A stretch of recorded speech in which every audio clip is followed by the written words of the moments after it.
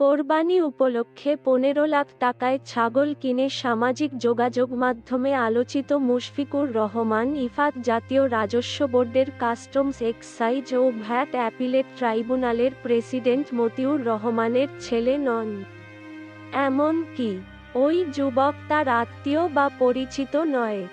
বুধবার দুপুরে এসব কথা জানান জাতীয় রাজস্ব বোর্ডের কর্মকর্তা মতিউর রহমান। তিনি বলেন, ইফাত নামে আমার কোনো ছেলে নেই, এমনকি আত্মীয় বা পরিচিতও নন। আমার একমাত্র ছেলের নাম আহমেদ তৌফিকুর রহমান আর মেয়ের নাম ফারহানা রহমান। একটি গোষ্ঠী আমার বিরুদ্ধে অপপ্রচার করছে। আমি এ বিষয়ে পুলিশের সাইবার ক্রাইম ইনভেস্টিগেশন বিভাগের সহায়তা চেয়ে আইনি পদক্ষেপে যাচ্ছি।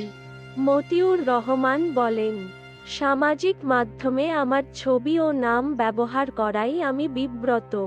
আমি অবশ্যই আইনি পদক্ষেপে যাব। প্রসঙ্গত, ফেসবুকে ও কয়েকটি গণমাধ্যমে দাবি করা হয় ১৫ লাখ টাকায় ছাগল কেনা ইফাতের বাসা ধানমন্ডি এবং তিনি জাতীয় রাজস্ব বোর্ডের কাস্টমস এক্সাইজ ও ভ্যাট অ্যাপিলেট ট্রাইব্যুনালের প্রেসিডেন্ট মতিউর রহমানের ছেলে।